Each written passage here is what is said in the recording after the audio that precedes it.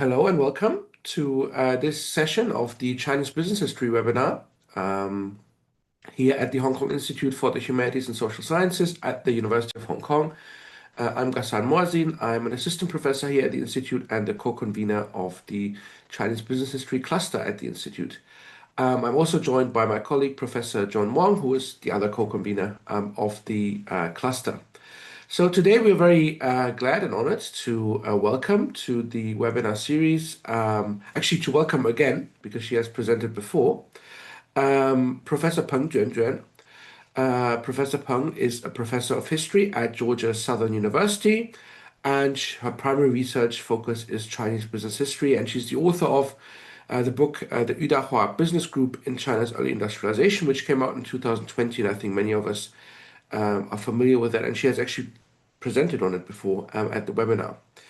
And today she's going to talk to us about an ongoing research project on DuPont, and her talk is titled DuPont's Departure, an early case of US-China decoupling, 1946 to 1951.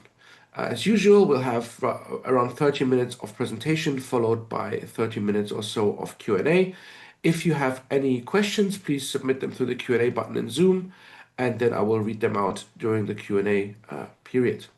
But without taking up any more time, Professor Peng, if you're ready, then please feel free to get started. Hello, everybody, and thank you for the opportunity to give a talk here again. My name is Juanjuan Peng, and today I'm going to talk about DuPont Company's departure from China, which is an early case of US-China decoupling back in the 1940s and the 1950s. And like the title of this project indicates, this is actually an article-long research. This research primary focus is DuPont Company's China operation. DuPont is American chemical manufacturer, and it started to open up its China branch back in 1920s. But the primary focus of this article and today's talk is the post-war period. It's between 1946 or 1945 and to 1950. And like many other recent studies of Chinese-owned private firms during this time period, during this post-war period, this project will focus on the lives of business managers and the crucial business decisions they were making. And specifically, I will focus on two main business decisions the DuPont managers made. One is in February 1950, they decided to close up their Shanghai office, which has been their headquarters back since the 1920s. They decided to close the Shanghai office and move the headquarters of the business to Hong Kong. And then in the same year, December 1950, they decided to close up the Hong Kong office as well and withdraw entirely from the China market. So those are the two crucial business decisions I will focus primarily. And I want to understand from the business manager's perspective, why did they make such decisions and what kind of change in state policy helps to shape those decisions. The project is an ongoing one. I haven't finished it yet, but I do have some preliminary finding. And based on what I have researched, I see DuPont managers. I see DuPont managers initially adopted a very pragmatic and optimistic stand, and often wanted to collaborate with the new communist government after 1949. However, it was the Korean War and the subsequent American sanctions forced their withdrawal from the China market. And in other words, it was the American policy instead of the Chinese policy that drove DuPont out of the China market. And to further tell the story, I want to go back briefly to the pre-war period and talk about how DuPont started their business in China. DuPont went to China in the beginning of the 1920s. And for the first 2 decades, their China business focused primarily on dyestuffs, and especially indigo. Indigo contributed more than 70% of their sales. I'm sure most of you familiar with the indigo thing. This is the dyes they use to produce the famous blue dresses that's very popular during the Republican era, the 民国旗袍.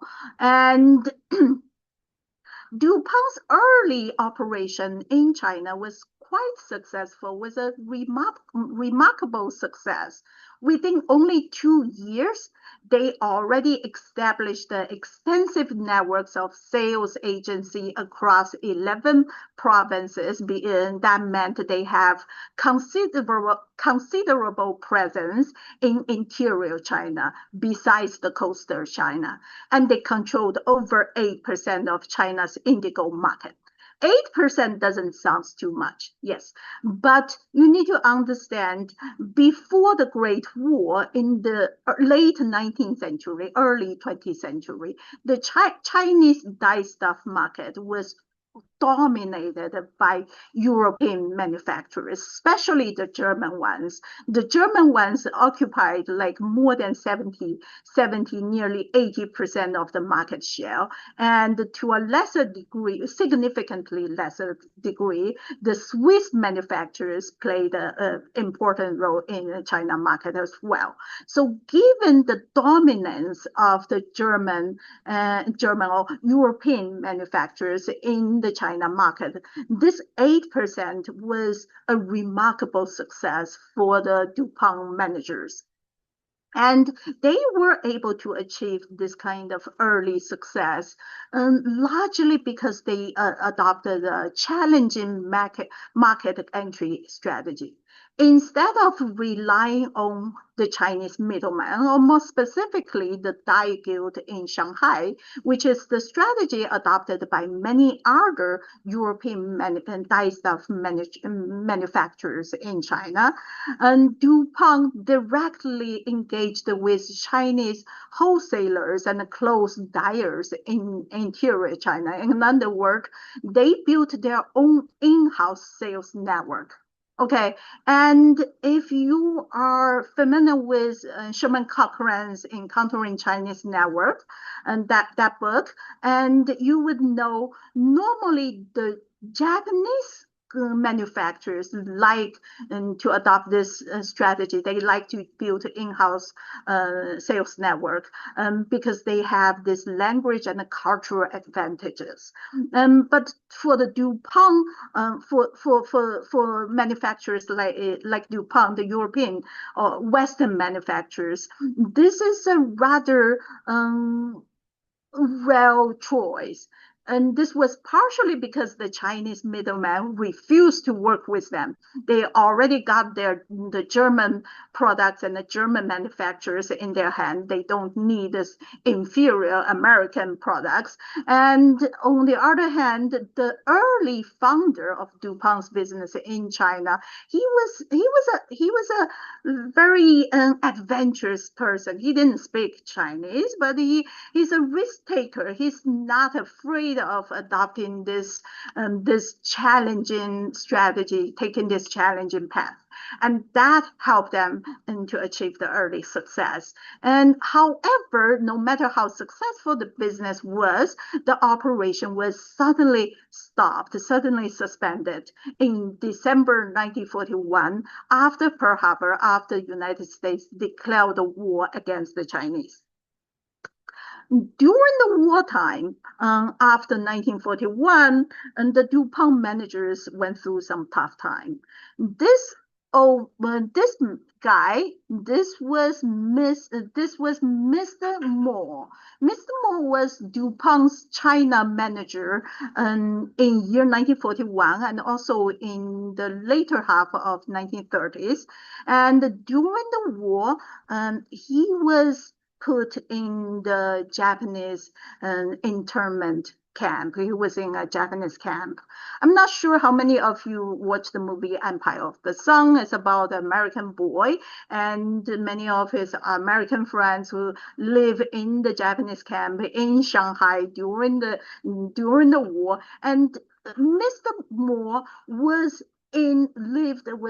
taken in the same camp as described in this movie. And just like what's described in the movie, the living condition was quite harsh. He was only allowed to bring very limited luggage to the camp. And over the winter, it was pretty cold. He got frostbite in his hands and in his feet. And so it was some tough time. And obviously, unlike what described in this picture was taken in year 1935. A bunch of Americans were on a cruise in Japan and obviously having a good time. Anyhow, the DuPont managers have experienced those tough times during the war, and immediately after the war ended, um, those are hardworking people. Immediately after Mr. Moore was released from the camp, and he restarted the Shanghai business. Okay, and in the year immediately after the war, we witnessed a rapid rise of American chemical industry. This is the time when American chemical industry start to replace the German manufacturers, become the leader in the chemical industry. By early 1947, American producers already held 77% of China's dyestuff market. In comparison, Germany's share dropped from over 70% to 74%. And in this big picture, DuPont's success was limited, unfortunately, because it did not produce enough products to meet the sudden growth of demand in post-war world. And DuPont tend to keep their products for their own domestic market. They didn't supply the Asian market a lot of products. Despite this, the China market still contributed to over 25% of DuPont's total dyestuff exports. That is because the selling price in China in year 1946, especially 1946, and to a lesser degree in early 1947, were extremely high. It was significantly higher than the price in the domestic U.S. market and higher in the global market as well. Okay. However, this post-war boom did not last long. It quickly ended in 1947. And starting from the early 1947, DuPont China started to encounter a lot of difficulties, a lot of challenges. First, it's the rising supply because China has this rapid demand for dyestuff right after the war. Many foreign products kind of rush into the Chinese market. And more importantly, the Chinese manufacturers, the Chinese entrepreneurs also start to produce their own import substitute to supply the market, which helped the market to bring the price unreasonably high price down. And the rising supply was only one challenge, and even more bigger challenge was the hyperinflation. Here you can see two documents in the archives, and this one is a payroll for DuPont's Shanghai office back in November 1947. And this is the same type of payroll in March 1948. So there were 5 months in between. And you can see the first guy, Mr. Cook. Mr. Cook's salary, monthly salary, was 20 million Chinese yuan back in November 1947. And 5 months later, his monthly salary was nearly 80 million. This didn't mean he got a big raise. It's just salary adjustment during the age of hyperinflation. So the hyperinflation significantly increased the operational costs. And even more bigger challenge than the hyperinflation was the strict import controls implemented by the nationalist government to combat the hyperinflation and conserve foreign currency. And that made DuPont's Chinese customers increasingly difficult to acquire import permit. And this significantly slow down DuPont's business. Despite all this challenge, despite the slowdown the business, DuPont managers still planned for a long-term presence in China. And it was during this time period they start to diversify their products, went beyond dyestuffs into other new chemical products like rubber, like hydrosulfides, and they are strategically planning for future development in China. But things just got worse in 1949 when the Shanghai campaign started, when the communist army started to approach the Shanghai city. And we can see in those business letters, in those surviving business letters, we can see that the DuPont managers getting increasingly anxious. At that moment, DuPont company just sent a new China manager to Shanghai, and the new manager just arrived in April. And he originally stayed in the Columbia Country Club, and on May 1st, 1949, when the front line already closed in, he decided to move himself to the American club, from the country club to the American club near the Bund. And that's because he felt the American Bund was a safer residence. This is how the country club looked like. This is the location of the country club. And this is how the American club looked like. And this is the location of the American club. For those who are familiar with Shanghai, we would know that the American club is located in the downtown Shanghai near the Bund. This is like in the heart of the international community. There's a lot of foreign diplomats living in those regions, and there's a lot of headquarters of foreign companies. And so naturally, this location is a safer choice during the military conflicts. And more importantly, when the communist army marched into the city, they're going to march into the city from the west. Okay, and they're going to, and the country clubs are going to encounter the conflicts first. Anyhow, this move indicates that. And the new manager, he was very nervous. He felt his personal safety was under the threat. And in fact, a couple of days or maybe a couple of weeks ago, I don't know exact time, but by late May, he already fled the city. He evacuated to Tokyo before the communist takeover. And after he left, the old manager stepped in. The old manager was going to retire. He basically postponed his retirement. He stepped in. So the business was still there, was still in operation, and there was still somebody in charge, but the business transaction dropped to zero, partially during the military conflicts and partially during the national blockade, and that's implemented after the communist takeover.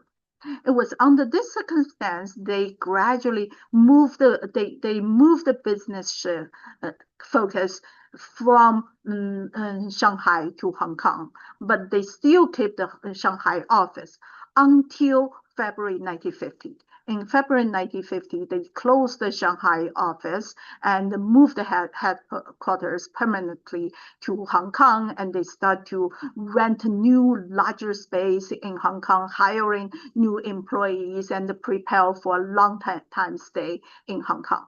And this decision was made due to two primary factors. First was the blockade. After following the takeover, a national blockade was introduced and cut Shanghai off from the world. There was no commodity. The commodity cannot ship in and out the city, and the mails cannot be shipped in and out, and the personnel cannot be shipped in and out. And during the blockade, there was absolutely no business whatsoever, and by the end of 1949, by the beginning of 1950, it feels like this blockade, this nationalist blockade, is going to last indefinitely. It's going to last forever. We don't know when it's going to end. And in that sense, maintaining the Shanghai office seems to be meaningless. At the same time, remember that new manager, he was so scared during the military conflicts, and he left the city. He could not get a visa to re-enter the city after the communist takeover. And the old manager needs to retire. The new manager cannot get in. They got a personnel crisis as well. There was nobody there that's capable of leading the team. And that's another reason they decided to close the Shanghai office. But after they moved to the Hong Kong, the headquarters moved to Hong Kong, and the Hong Kong office was closed as well within less than a year. Okay, and that took place in December 1950. But before that, we can see the DuPont managers were trying to be optimistic. They were even after the 1949 communist victory, they remained to be optimistic because they believe that the new government is going to promote industrial development. No matter what kind of ideology they adopt, they're still going to promote, they're still going to build factories, and they will sustain foreign trade, especially in sectors supplying important raw material to modern industry, to important modern industries. So they remain optimistic, and they also remain pragmatic.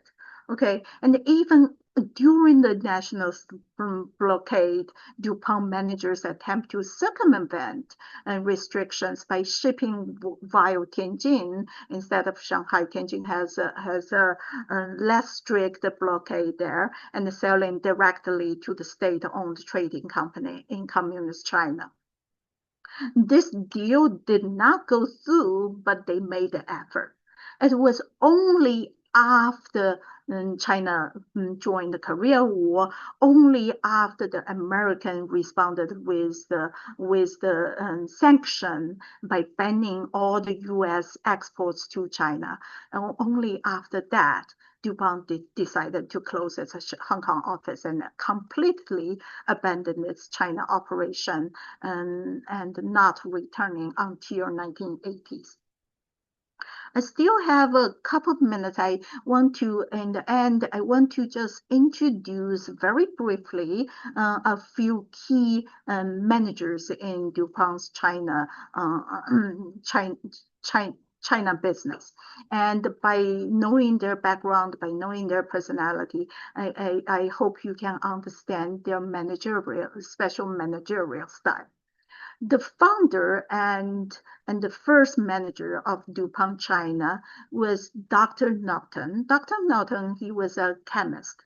He had a PhD in chemical engineering, got the PhD from a college in Switzerland. We need to understand back in the late 19th century, early 20th century, Germany took the lead in chemical technology, and Switzerland almost followed immediately after Germany. So Switzerland also have the very good cutting edge technology. So this guy probably had the best education in chemical engineering in the world, and he was a passionate mountain climber. After he got PhD degree, and he worked in Russia for a while.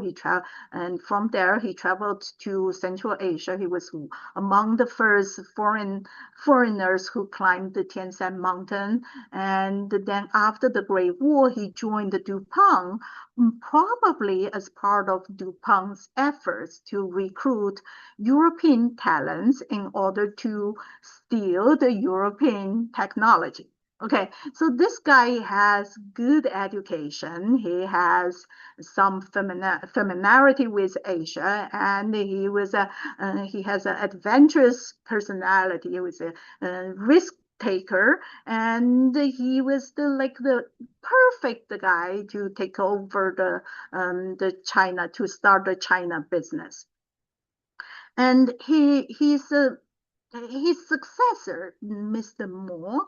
Mr. Moore is very different from Dr. Norton. Dr. Norton, despite the fact that he's hardworking, he's responsible, and he's really he really contributed a lot to the business. He has a nasty personality.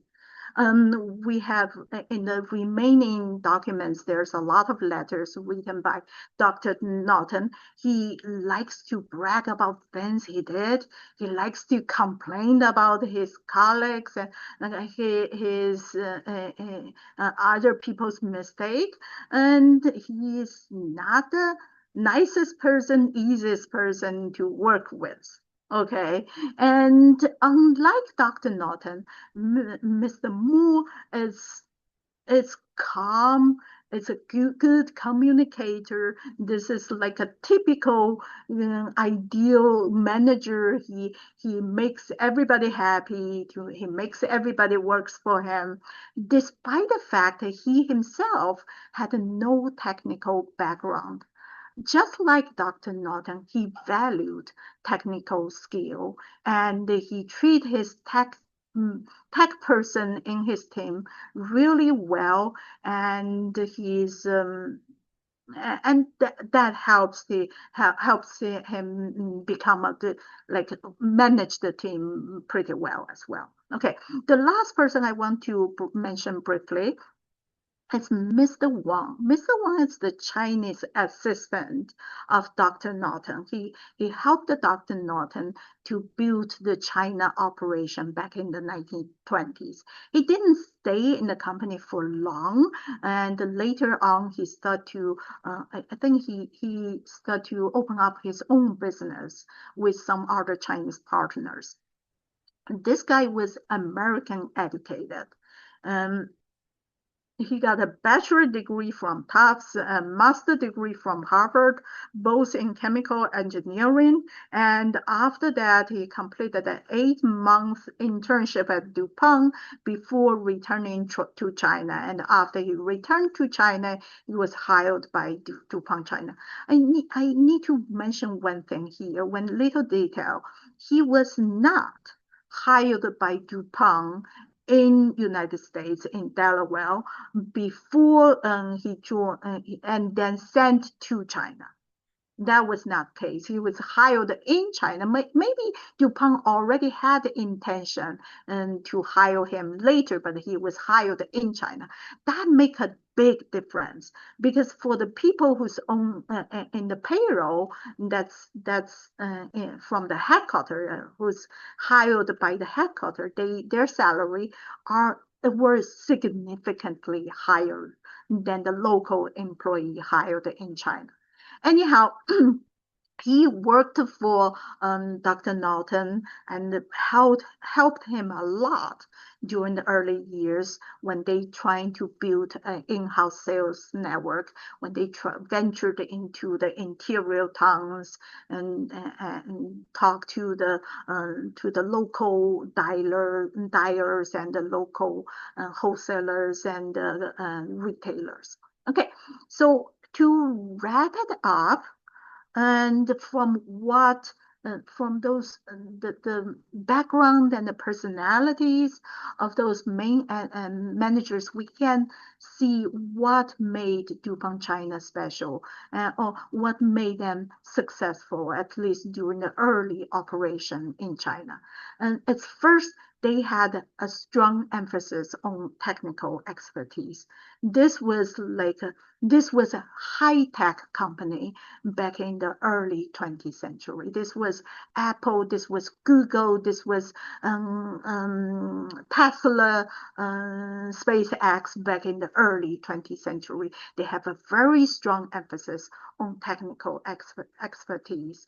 And among the 8 long-term Western employees in their China office, among the 8, 2 among the 8 had PhD degrees in chemical engineering. Okay, and their Chinese staff were all mostly college educated, college graduates, and some of them had Western education, like the Mr. Wang we talked about early, and most of them had Western style education. Not only DuPont hire people with technical background, they value those people and they treat those people well. And Dr. Norton, for example, he has the nasty personality.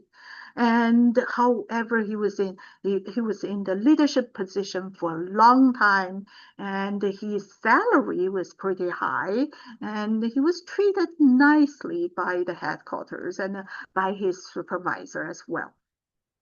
Besides that, the company has an on-site lab. This is how the lab look like. It looks pretty modern, given the early 20th century Chinese standard. And the company in China, they did not have the manufacturing capacity, manufacturing sector. It was mostly doing trade in China, but they do test their products. They do local adjustments and to meet the need of the Chinese dyer. And so this on-site lab, it's like a R&D department, and it was very rare compared to many other Chinese business at that time. The other unique feature of this business is the effort they made to localize their business. They work with their Chinese team, and the very fact their Chinese employees all have Western styled education help them to communicate with their Western supervisors, and they help them to be friends, or at least be friendly with each other. And together, through their cooperation, they were able to bypass the middleman and directly engage with local customers, and that helped them to achieve the success. Okay, so that's the end of my talk, and I'm willing to take some questions. Oh, by the way, can I just add one thing? I did a small project on Chinese investment in Africa during the 21st century. It's a recent company, 21st century in Africa. And when I did the research on DuPont in China, I see a lot of similarities. And the Americans in China was like the Chinese in Africa now. The Americans in China back in the early 20th century, it's like the Chinese in Africa in the early 21st century. And if I have opportunity, I may and engage more this issue in my answer to your questions. Okay, thank you. Okay, thank you. Thank you very much, Juanjuan, for this wonderful overview of the paper. As I said, we have some time for questions and answers now. So if you have any questions, then please submit them through the Q&A button in Zoom, and I will read them out. If maybe I can get us started. One pressing question I have is, what happened to all the Chinese employees once the operations were closed down in first in Shanghai and then in Hong Kong? I mean, that would be interesting whether if they stayed in China, whether they used their technical knowledge in the Chinese chemical industry, for instance. But yeah, I don't know. Yeah, I'm sure they did. I'm sure because like I mentioned, this guy, Mr. Wang, later on he opened his own business doing dye stuffs, and some of the engineers who worked for DuPont later built their own chemical factory in China as well. So Mhm. they helped to train a lot of specialists in China that later made a contribution to China's industrial development. That was definitely true. But by 1950, when they closed up the business in Shanghai, they did not take their Chinese employee to Hong Kong. That's a very interesting detail. They Okay. specifically mentioned in the business letter they could not take the Chinese employee because they don't speak Cantonese. Okay. They want to hire people in Hong Kong who speak the language, who familiar with the local culture, so they can help them to do business. And that's another indication that they were devoted to this localization effort. They want to hire people who's familiar with the local society, and then they can become localized with their help with the help of their Chinese employee. Okay, I understand. That's interesting. Yeah, thank you very much. Um, we have our first question, and that comes from Zhao Manqi. The question is, does the DuPont company take on any tasks from the US government? Underground. I'm not sure what underground means here, but yeah, whether you can comment on this. I don't think so. They do have a close relationship with the American diplomats, like like the blockade after sorry, I want to the nationals blockade for a while, and nobody can go out of Hong Kong. And then after the fall of Canton, there was a brief period of ease up. So the U.S. and diplomats fled the city, and they were going home while Hong Kong, and they met the DuPont managers and telling they had direct communication, and they were friends. Okay, and I know their personal ties with the US diplomats, but I do not, at least from the documents I saw, I don't think they are working for the US government. Yeah, okay, thank you. Thank you. Um, we have a question from Penelope Sun, and the question is following up on the Chinese employees question, I guess. Was DuPont able to transfer its properties and capital back to America? If so, how? And did the American government help this withdrawal process? And she also just says, thank you for the presentation. Yeah. They don't because they don't have manufacturing capacity and sector, so they don't have a lot of property. And I think the space their office space was rented. They just stop the lease, and they do have a mixing plant, and that was sold before they left the city, left Shanghai, because DuPont was one of the early company who withdrew from the China market. Basically, the Americans left first because the American declared war. Not to declare because the military conflicts between the involved in the Korean War. So the Americans left first, and when the American companies left, they sell their stuff to the other foreign companies in Shanghai. Oh, okay. And then it's the other companies business, their trouble later. I don't know what happened to those things, but I do know in the case of Coca-Cola, and the Coca-Cola actually their bottling factory was left in Shanghai and then converted to some state-owned factory later and used to make bottles. I don't remember detail, but that was like a technology transfer, the case of technology transfer.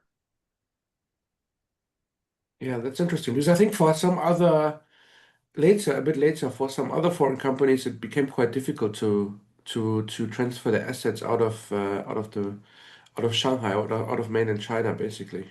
Yeah. Yeah. Um, the next question comes from, well, there's no name given, but the next question says, may I ask what are the specific fundamental reasons and determining factors that DuPont could lead to the decoupling between China and the United States? At present, which company is equivalent to DuPont? Once it leaves, China and the United States will decouple. What are the specific fundamental causes and determining factors?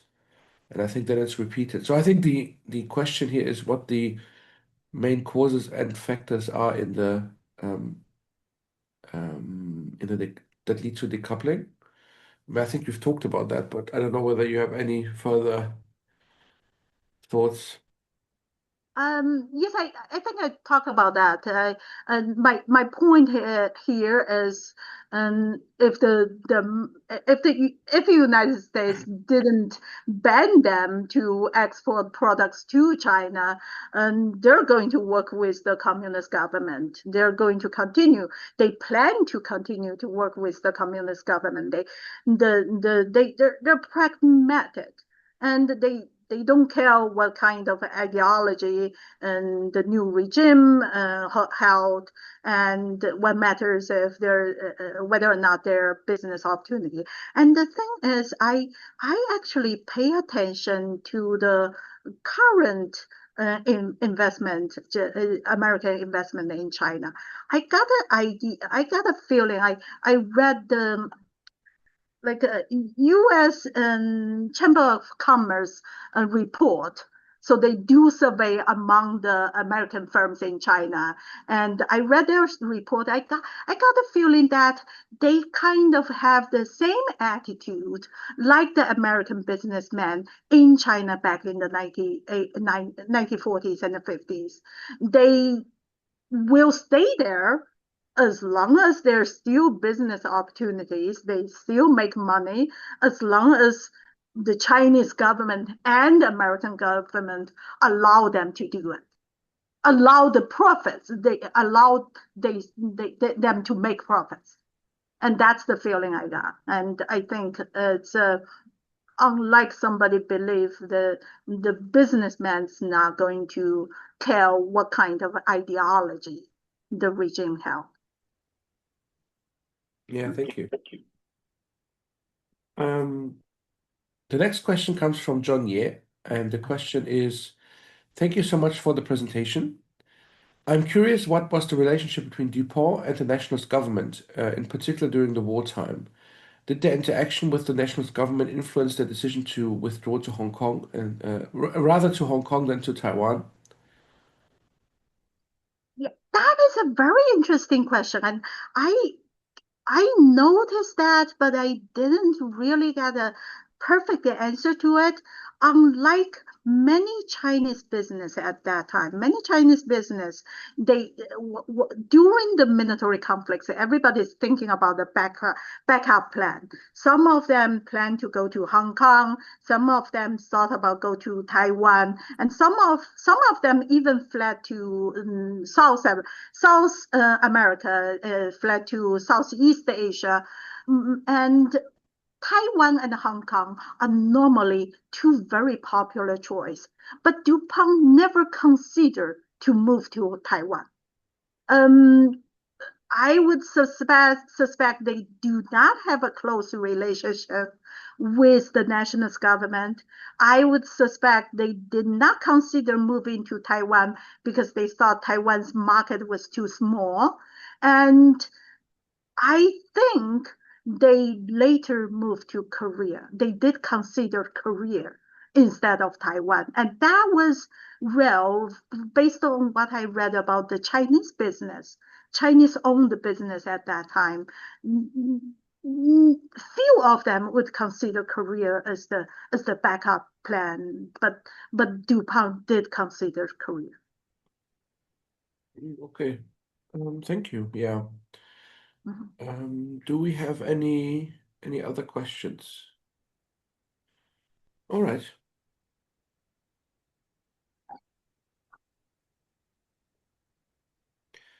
You're muted. John, you're muted. John, you are muted. Hmm. Can you hear me now? Yes. Yeah. Yeah. Sorry about that. I cannot operate my own phone. Thanks very much for the presentation. I'm especially intrigued by the move to Hong Kong and then the subsequent withdrawal. Moving from Shanghai to Hong Kong was not a huge surprise. But then to stay in Hong Kong ever so briefly seems to be a little bit of a missed opportunity. The China market was so big, and right around that time, the textile market in Hong Kong was just about to take off. Of course, they didn't know in 1950, but I wonder what prompted them to give up on Hong Kong so quickly. Is it because the European competition in the dye business was just so intense that they couldn't work with the British authorities or they didn't see the opportunities at that moment? Um, After all, many of the industrialists in Shanghai did go to Hong Kong, so I would imagine there would be some business ties that they could reactivate after the war from a new base in Hong Kong. That is a good question. I never thought about it. And they did not consider Hong Kong as their primary market. They just abandoned Hong Kong because they could no longer export to China. I know that at that time they were not allowed to export to China, like a zero amount. It's a chemical products. It's like the chips now. This is high tech. The American government did not allow them to export to China. I need to dig out the details. I would suspect maybe they could not export to Hong Kong as well because the tie between Hong Kong and China, but I don't have proof. I need to find more details. Based on the business letter I saw, they simply mentioned they could not export to China, and that is why they're going to close the business. Yeah, I I have not read anything about the embargo that would prohibit export to Hong Kong from the U.S. And then the products from Hong Kong, textile products that would incorporate DuPont's dye would be exported to other parts of the world. So Hong Kong would seem, I guess the dynamics would have made Hong Kong a relatively good place for DuPont to have operated in the 50s, but then maybe they didn't really see the opportunities in the early 50s and exited before there was a chance. I guess the part that I found somewhat intriguing, and maybe we can look into it a little bit more, is that you talked about how DuPont was very much R&D focused on the ground as well. So I wonder how many, maybe it's because they didn't really rehire the Chinese employees in Hong Kong, and if you disband your R&D and if you're so R&D heavy on the ground, then Hong Kong would not have been much of an operation in the first place. Because of what? I Research think, and development. yes, You go ahead. yeah. Were you saying the research and the development oriented would make it good for them to move to Hong Kong, or make it big? Are you talking about there's not enough local talents? Well, I would imagine many of those got relocated after 1949 from the base in Shanghai and elsewhere on the mainland side. But if they did not come to Hong Kong with DuPont, then of course that would have made it difficult for the company to reconstitute itself and create an R&D base in Hong Kong and serve the area. I don't think the R&D sector is the key concern there. I think they did mention they're going to bring there was like on the picture, there's a woman. This is a female chemist. I don't know if it's the same lady, but a female chemist was mentioned in the business letter. And they did mention they're going to hire her, like take her over to Hong Kong, or she was mentioned, and they want to keep her. Okay, and I don't think R&D was the bottleneck, but did I can't remember details. I did remember seeing somewhere the U.S. government actually asked them to prove some of the order would not eventually go to the China market. Like when they export to Hong Kong, they need to prove this is going to Hong Kong. This is not eventually going to mainland China. I somehow remember that, but I need to go back into the details. And because this is the first time I realized Hong Kong is different from China. They might be able to continue to do business in Hong Kong. But thank you for bringing this to my attention. Thank you very much. Yeah. But perhaps one follow-up question on that. When you say R&D, but the main manufacturing of the chemical products was still done in the United States, right? So they exported I mean it's not that there was actual manufacturing done or production done in China. So that would mean that the main product would still be would be an American product. So I'm not sure to what extent the R&D would be important necessarily in on the Chinese side. Yeah, I don't have the technical training either, but my understanding is they need to dilute their products. Hmm. When it's shipped over, it's like a very thick paste. They need to dilute their products in Hong Kong, and it's called excuse me, in Shanghai. It's called a mixing plant. So they need to add things to it, or maybe just do so the formula can be slightly changed Hmm. when they do this mixing dilute thing and then send to the Chinese customers and to feed their needs. And the Chinese dyers may use the dye differently from the American dyers. Hmm. So I think that R&D is for I this see. purpose. Yeah. Yeah. Yeah. Yeah. Very interesting. We have one more question from Penelope Sun. Did the company face any political inspection when they were back in America, considering that McCarthyism was at its height during this period of time? Thank you. Uh, I don't know, because I primarily read archives about the period 1946 and 1950. I do not know what happened later. I'm sorry, I cannot answer this question.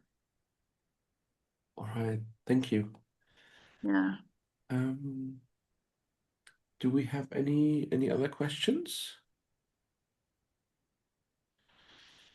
I mean, if not, we are almost at time anyway. So if not, what remains for me to do is to thank you very much, Juanjuan, for taking the time. I know it's already quite late on your side of the globe. So thank you very much for taking the time to share this wonderful research with us. And I think we're all looking forward to seeing it in print somewhere soon, hopefully.